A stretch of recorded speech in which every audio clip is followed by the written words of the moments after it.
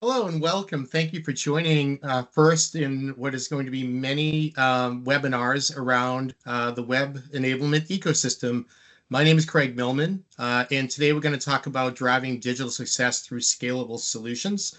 I am excited to welcome as well some of our partners in the web enablement ecosystem. Again, Craig Millman, Chief Commercial Officer at WebPros. I've been in the space for over 25 years, have built hundreds of partnerships that is core and key to the web enablement ecosystem. I also have with me Berend, CEO of our ecosystem partner, Real-Time Register, as well as Martijn, who is also joining us today and runs strategic alliances and vendor relations, which is obviously critical to the pieces coming together that actually make up the thread of what we offer our end users together in the market. So with that, let's talk a little bit about the web enablement ecosystem and what are we actually getting at when we say that? Well, at the end of the day, many of the end users that we all actually enable really long for a seamless experience when they are actually out and building their web presence solution and trying to attract customers to their businesses, their hobbies, whatever it is they want to bring out into and onto the web. The ecosystem is really all the inner workings behind that. And the end customer, most of them don't know, but each one of these solutions that they consume usually has tens of partners touching these solutions. And if we think about things from and divide it up from a component perspective, we think about the markets they're in, the geographies, whether they're the extensions of CCTLDs within the countries that they need in order to be relevant in their space, or specific industry-related solutions or businesses that need certain components within that ecosystem, or the folks that actually build the websites, the folks that actually come together to basically help those end users get up and running. These are the digital agencies that help attract traffic to the sites and give them the ability to actually be successful online. These are freelancers that may build out the websites and help them pull the components together. And the hosters, the ones that actually give the websites a place to live online and actually keep them secure, or the domains that they utilize for email, what have you, keep those secure and locked tight in order to make sure they're protected. And ultimately, we're all striving for common outcomes. We're trying to be agile with the introduction of many solutions that exist today and help folks get online as quickly and easily as possible, and to actually do that in a way that is seamless and scalable as well. Can they ratchet up their resources as they need them, as they become more successful? And there are a number of folks that are involved in that, from CDN providers to cloud providers, whether they're hyperscalers or they're actual software providers that have cloud-based solutions. And then the tech infrastructure, everything from the servers to this particular software and the IP that goes behind it. This is all what we call the web enablement ecosystem. And it's critical for us to all work together and put these solutions together in the market, integrate those solutions so the end users don't have to worry about those working in conjunction with each other. So WebPros is obviously a big provider of solutions through our panels and automation and our SaaS-based software, but partners such as Real-Time Register, for example, who is both a friend and a long-standing partner of ours, makes that magic happen as well in conjunction with us and many, many other players. And so what I'd like to do is actually pose a question to both Berend and Martijn, and bring them into the dialogue as well about the future of the domain and the hosting services in the space that we actually all serve, and talk to them a little bit about what they see as the future, what they are seeing as the big trends in the shifts in the space. One thing for me is the introduction of AI, making it easier for the end users to actually get past the early days of their journey, which is always a very tricky point through content development and the ease of development and pushing that content out, as well as even picking a domain, helping them quickly decide on a domain that is relevant to their business and they feel comfortable with. So with that, I'm going to invite Martin and Berend onto the camera here and be basically part of this dialogue. And Martin and Berend, thank you for joining. It's great to see you and thrilled to be a web ecosystem partner of yours. And as we are always trying to move the mission of making the end user successful, I'd love to just get your feel for where the space is going, what you've seen with your many years of experience, and maybe a few pointers of things that maybe others should think about as well. So I'll turn it over to you, Berend, first, and let have you jump in and give me your thoughts on this. Yeah, thank you very much, Craig, for the introduction, and of course the possibility to participate in this webinar.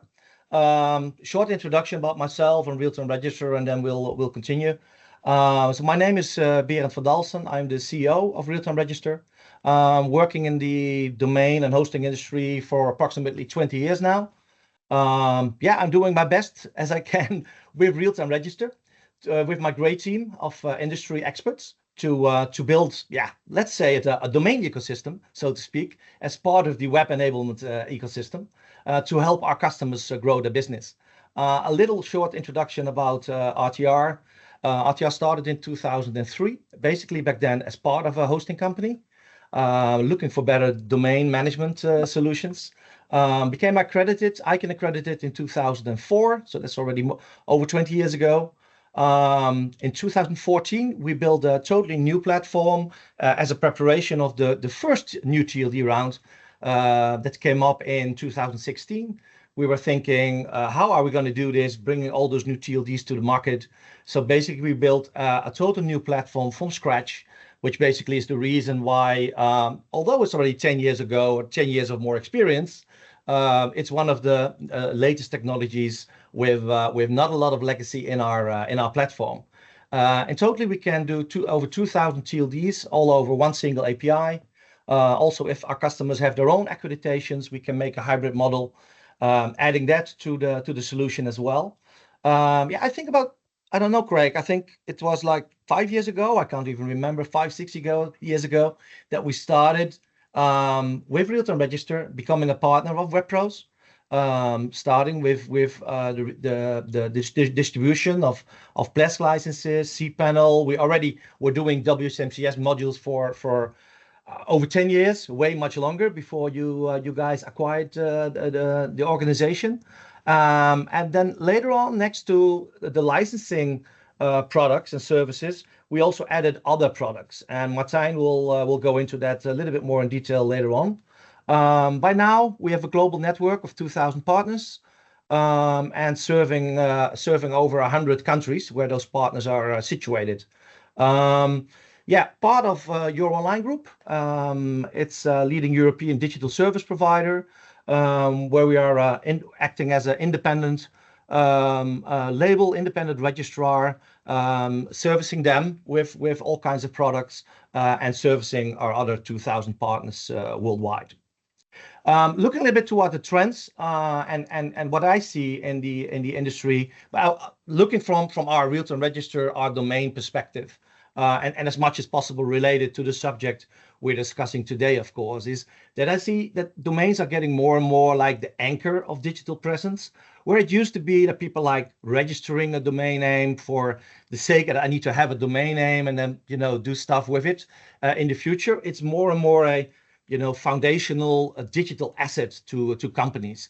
So the clients, they expect seamless integrations with domains. So it's the experience they want to see from the hosting companies and the web agency that basically automated provisioning of services around this domain name. Domain lifecycle management is getting more and more critical. Auto renewal monitoring, but also auto provisioning of DNS, SSL. We all heard about, of course, the shortening of the SSL period. So everything is more and more automated also around the domains. So API and stuff like your WHMCS module, it's now expected by default to have services like that. What I also see is that trust and brand protection and security, they're really core now. Where they used to be, like additional products in the past, it's now core of it has to be core of the offering of the service providers. So more and more you see that let's call it the cyber hygiene around domain names, about brand protection, name blocks, registry blocks, premium DNS. It's all expected from the partners that are here online today to supply to the customers. Then AI, you already mentioned it. AI, it's a really big shift in our industry, of course. We come to that subject later on. But looking specifically to domains, you see that also the search of customers is changing. So where they use Google a lot to find brands online, more and more it's going to be AI and also voice assistants tools that will bring them to certain brands. And that also has an influence on domains, like keywords rich domains, short domains. So you also see, for example, that people are willing to pay more for domains. So premium domains will be sold more. And also the secondary market of domains, it's still booming because people see it more and more as an asset and are willing to pay a good money for a valuable domain name. Of course, I have to mention ICANN and the registry policy shifts. It will continue the next couple of years. We've already seen, of course, who is moving out to RDAP, but also we see price changes at registries. We see certain TLDs are being acquired by other registry backends, and of course the new TLD rounds coming up at 2026. So we still expect a lot of new TLDs to enter into the market, brands, but also, for example, specific geo TLDs, which are also performing really well in the market today. And then to close up, domains as subscriptions, more and more, like I said, it's all around this domain. And you see, for example, also website builders, AI-driven, people type in what they want to establish online, and they're getting suggestions for domain names. Domain names can be registered, including all kinds of security products around the domain name. The website is being provisioned, and from this starting point, more and more services are being added. So more and more, it's that you don't have to ask yourself anymore, am I reselling domains? But what am I doing? What kind of domain powered products and services will I be offering? And talking about those add-on products, I would like to hand over the mic to Martijn to explain a little bit how we see that and what we're building within Realtime Register there. Martijn. Yeah, thanks, Berend. So for everybody that doesn't know me, my name is Martijn Kamphuis, Director of Vendor Alliance Strategic Alliances and Vendor Relations at Realtime Register, trying to build the ecosystem, or actually I think we're in the role to connect the whole ecosystem together. I always like to talk a bit in examples so we get all visibility on what we are actually talking about. And let's say we have a very enthusiastic lady that in the middle of the night she wakes up and she has a great idea to have a successful web shop, right? We always say it starts with a great domain, a great domain. So she checks the domain on her cell phone. She registers it, and then it starts, right? So she has that idea, and then she really wants to have the first idea directly built into a web shop or a website.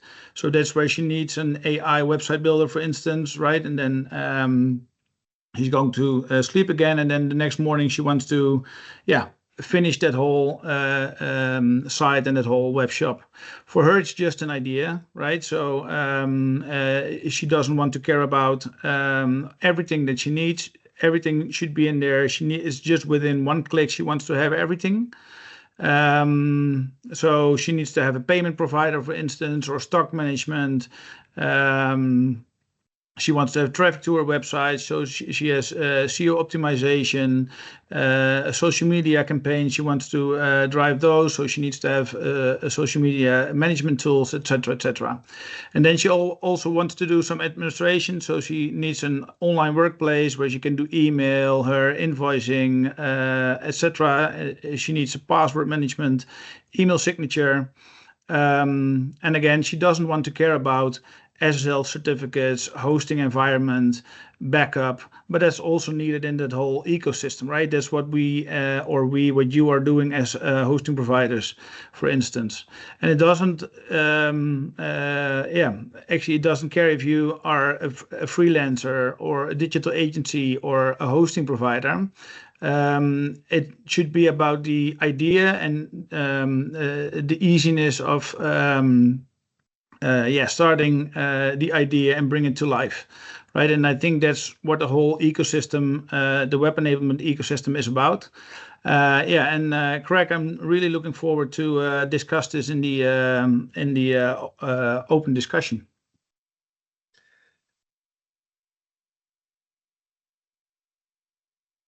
Excellent.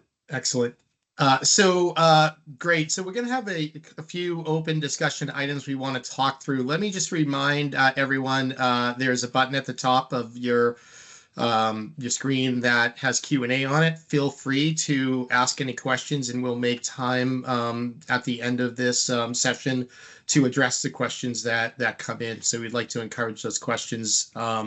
We'd be more than happy to dive into any topics you would like to.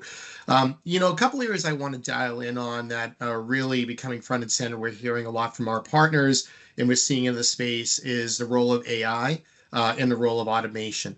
From an AI perspective, there are two key areas that I have seen in my experience that can be solved and actually further actually enabled by the role of AI, that are what I would call sort of real world issues that we deal with as hosts and partners in the ecosystem. One is the early term of the customer. And from my perspective, when a customer gets started, it is really hard the first 30 days. First, the engagement flow, understanding what domain to pick. And AI can help in a great way in regards to actually making smart recommendations for the end customer to pick a domain. As we often find some of the top extensions, you have to, make some decisions, some compromises typically, unless you want to, pay in the aftermarket significant amount of money for a premium domain, which may be of interest, but otherwise it is best to actually utilize these AI tools to actually enter in some information about your business and find out what's the most relevant to actually brand, in fact, your business.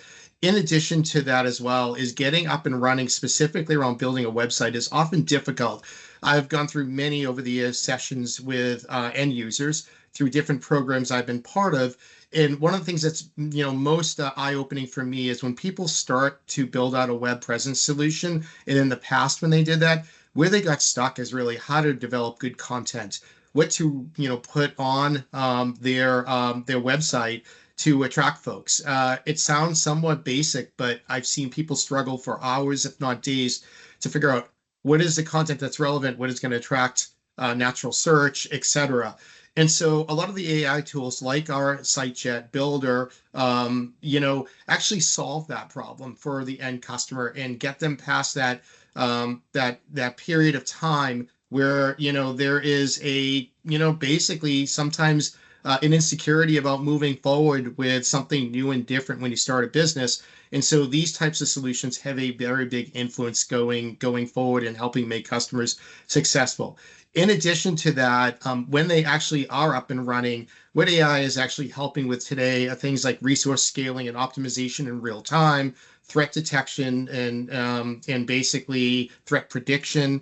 And then even in regards to like supporting our customers with chatbots and intent analysis to get the right answers quickly to those customers, and often, allowing them to solve problems. I'm curious, from the real-time register perspective, what are some of the trends that you see in AI and automation, and how that helps the end customers and basically gets them to be more successful in their journey through the web ecosystem. Martijn or Berend, do you have any thoughts on that? Yeah, I think automation. It's really transforming the domain hosting and digital service industry. I think that also we, as the vendors, the suppliers, we are further in that process than many of our customers.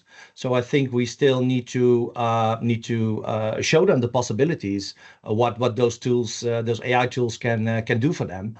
The two of the biggest areas of impact, what I see of this AI and automation in our industry is firstly customer experience. So what can it do for the customer? And then secondly, security. So I don't want to talk today about what it can do for us. I can give a couple of examples how we use it, for example, internally. But I want to make it more end user focused. I think from an end user perspective, it's all around customer experience, and also AI will be used very much in the security area. Talking about automation flows for enhanced customer experience, I'm thinking about instant provisioning, self-serving portals, AI chatbots. We already see them with a lot of the hosting companies and web agencies. All kinds of one-click installs. Like I mentioned before, you already see that you can in domain search engines where you used to see only like a suggestion of a domain name. You can now I've seen from VeriSign, for example, you can just throw in a complete business plan. This is my business plan. Here's a 20-pager. Give me domain suggestions and give me suggestions about products and services that I should have around this domain name. That's where the industry is going.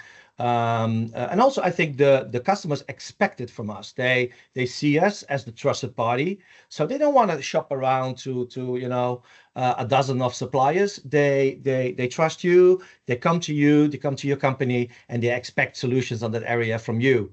Secondly, coming to the security side of the business, you see it with auto SSL deployment renewals, secure DNS automation.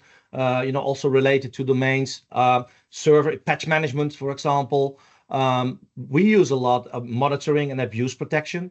Yeah, a lot of AI is being used. And of course in all kinds of identity and access control environments. I think it's not. Yeah, it's got the question is where not. It's going to be used. It will be. But I think that. To conclude that, for me, automation and AI isn't about. We have a lot of discussions about this, right? Is it about removing humans? I really think that we have to see that it's freeing them from a lot of tasks they're not necessarily good at or not necessarily like to do. So I think we have to make AI work for us.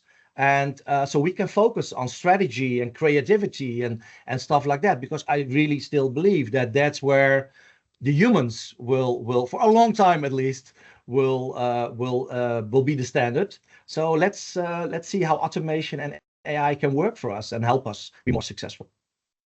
So I'm curious, very interesting. I'm curious about specifically dialing in on security and compliance, because that's always something that we're dealing with day to day. Threats are always there as it relates to this. Tools like Immunify 360, for example, that detect malware and brute force and anomalies, right, are increasingly becoming, sophisticated, and we integrate them. They're a big player, for example, in the ecosystem. I'm wondering if you can maybe shed some light on some of the things that you've seen specifically around security and compliance. I mean, somewhat related but different. We have obviously compliance like GDPR and those types of things, but we have security issues where this whole ecosystem, we don't want to be, we want to be on top of this. If no one hears anything about security, we're doing our job, but there's always challenges that we have to deal with day in and day out. That's always been the way for the last 25 years. And there are various technologies and learnings that happen. I wonder if you both can shed some light on what you've seen, how that's changed from a security and compliance perspective, some of the things that maybe real time had to offer or has offered to its end customers, and then behind the scenes, maybe talk a little bit about what you do. I think that most of the folks that are on this webinar probably can share some of these stories together, but we all do what we can to lock things down. Very critical here at WebPros, and a big part of the technical and engineering effort behind the scenes is spent on making sure that we protect our customer and the ecosystem, but that's shared amongst everyone. Maybe you could shed some light on that a little bit for us. Yeah, so it's more about what we do as an internal security and compliance for our customers. Yes, and obviously I don't expect you to give away all your trade secrets or anything like that, but just purely some of the thought process. We're quite transparent, Greg. Don't worry, don't worry. No, so yeah, of course, next to our, of course, internally we use a lot of internal security and compliance, you know, on our platform, on the infrastructure, how we deal with vendors, how we deal with registries, etc. But let's not talk too much about our internal processes and ISO 27001 and stuff like that, but more on to what we do towards our customers. One thing that is really automation and AI give us really a lot of power was what I mentioned already, abuse monitoring and mitigation. So, you know, we read in over 150 abuse feeds and then constantly compare them with the domain names that are in the platform. So every hour that's being updated. And those are things like really deep research we will do manually. But you need automation and AI tools to bring you the first results and to see patterns, for example, in domain registrations. In many cases, with abused domain names, it starts with a couple of domains that are being noticed, and then suddenly you see more and more when you do a deep dive, and also with the right AI tools. You see the pattern and you roll up a whole network with 10,000 abusive domain names. So that's where we see it a lot. Domain protection services, also like domain lock, registrar lock, registry lock, those kinds of services. So security around domain names, also with brand monitoring, like lookalike domain names, very important for brands to be notified ASAP when somewhere in the world is being a lookalike domain name being registered. Yeah, any cars DNS services. It's also adds to the security layer of our customers. And then, of course, yeah, web security products. You already mentioned a couple like Immunify and other products that we see a big shift up in demand for those products. You know, also products like Monax, Blackwall, SiteLock, WP Guardian, you name it. It's basically it's also a lot of policy going on, especially in Europe, with the Digital Act, Sure. etc., and the NIS2, that the suppliers, the hosting companies, and the MSPs and the agencies, they are expected to offer those products to their clients, and the client might opt out. But you need to offer it. There are already some cases in the market where a hosting company did not offer it to the customer, and there was data lost. And then the judge is just asking, you know, was there a possibility to prevent this? And basically, yes. And the supplier even had the solution, but he did not offer it to this customer. So basically, he would have been off the hook if he would have offered it to the customer.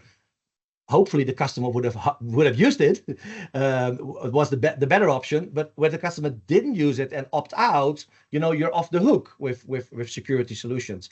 So also being able to track what you've been offering to your customers, who opted out, who opted in. That's also stuff that we're putting in our platform that people can use, like the history of a domain name, who changed what. So you can really look back in the history, who made what change to a DNS record, for example. Yeah, so that's things what we see, for example, from our perspective. Don't know, Martijn, if you have anything. Excellent. What I forgot. Nope.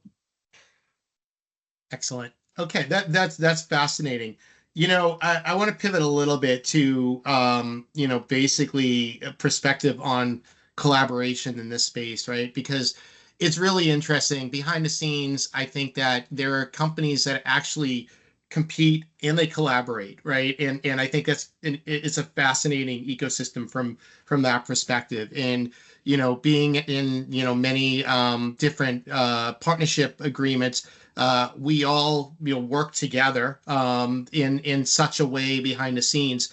I think it's interesting from a WebPros perspective that we look at the space as one big family of solutions, and that we are trying to basically enable our customers, which are ultimately registrars and hosts, etc., with the solutions that they need. And in a lot of ways that they may not need all of our solutions. That's why we brought SaaS solutions to market, because some of the players have their own and others actually do not have a solution that is tightly integrated. We bring that to the market for them to ultimately give that to their end users and help the end users be successful.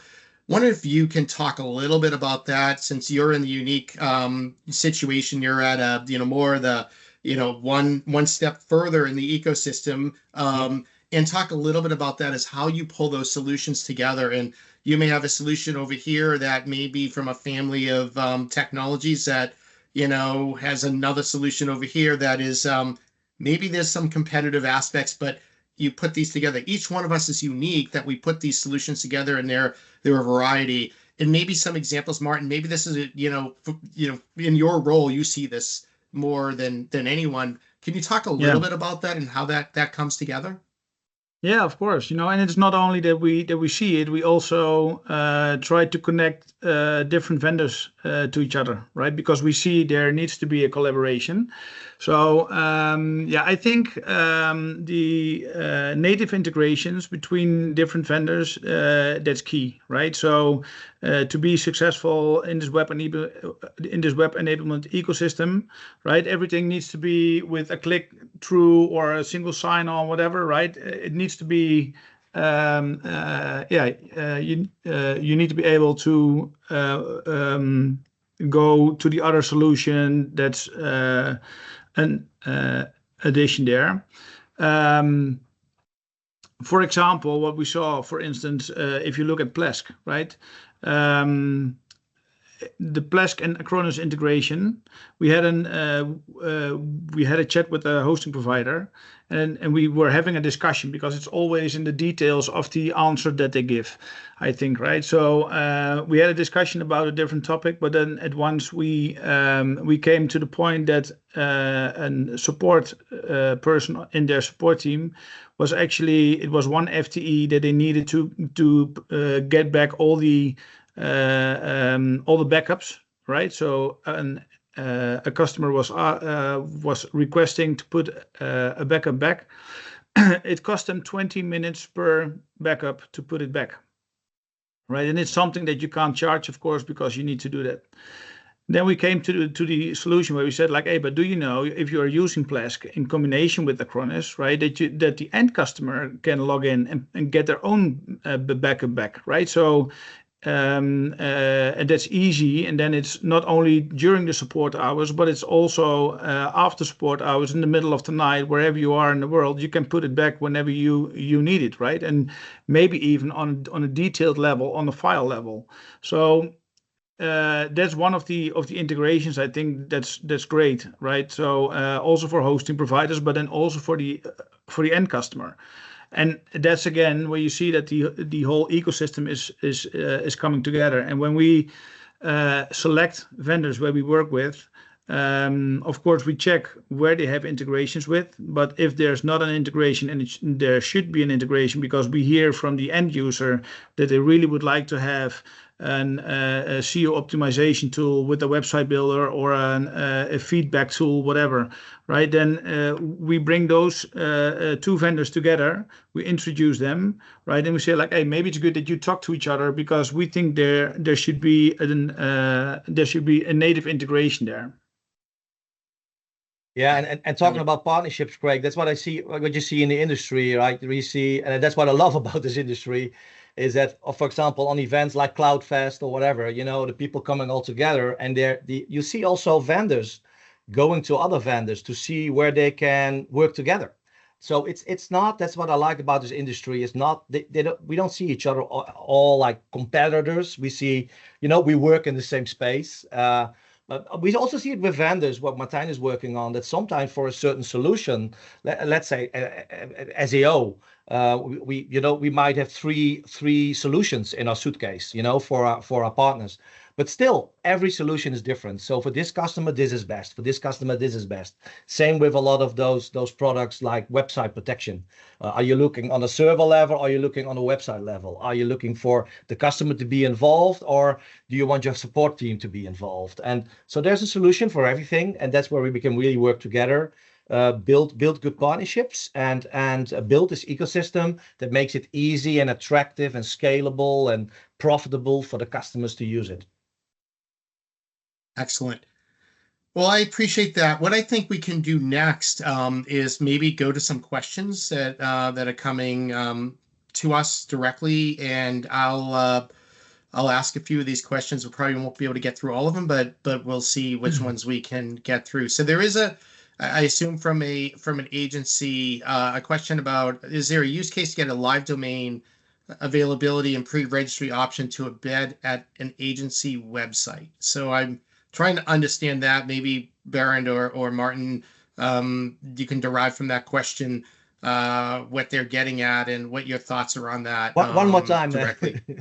Yeah, is there a use case to get a live domain availability and pre-registry option to embed at an agency website? I don't know what he's. I would say I'm not sure if that's the answer, but yeah. And it's not to promote ourselves because others might also have it, but there is a domain suggestion tool, right? So with that, you can directly check if the domain name is available, right? And then you can also register it if it's available. I think that's real time, right? So that's direct. If it's about pre-registration, I think they're talking about domain names that are or extensions, domain extensions that are not yet in market, right? You see some of them that say like, okay, maybe, for instance, I don't know, let's say, I don't know, let's say a specific extension. It's not available yet, right? But they have plans to register. Then you can pre-register, so they can already see if there's if it's available. You can make a reservation there. Yeah, probably we will see towards a new round. We will see pre-registration possibilities again for some new TLDs.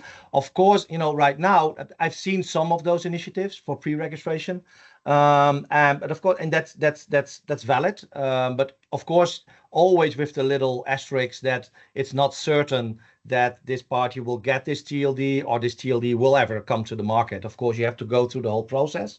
But yeah, we already see some pre-registration possibilities, especially around CC-TLDs. So you can like pre-register a .city somewhere.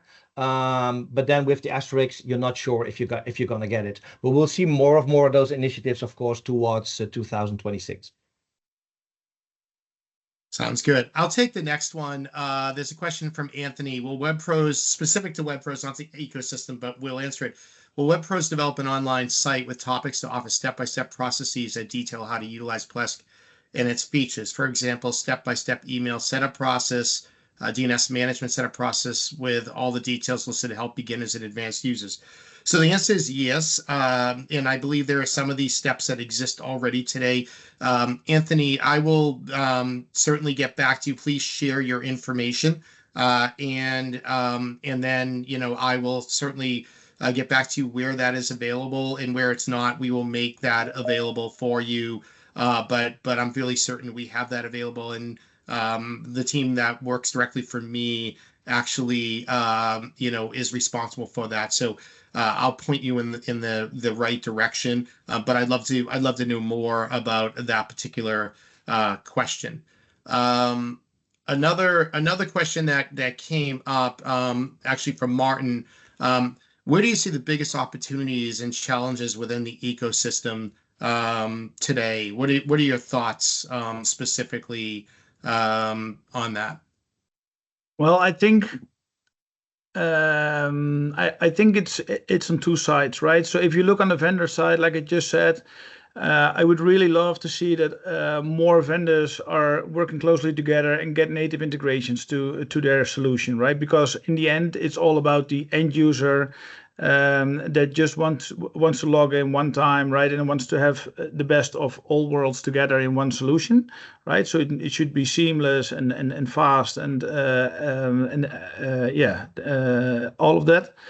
The other thing, what I think is important for the hosting providers, digital agencies, is to go really in discussion or have a conversations with your customers. What you don't see so much from hosting companies to the end customers is like a customer advisory council or customer advisory community, right?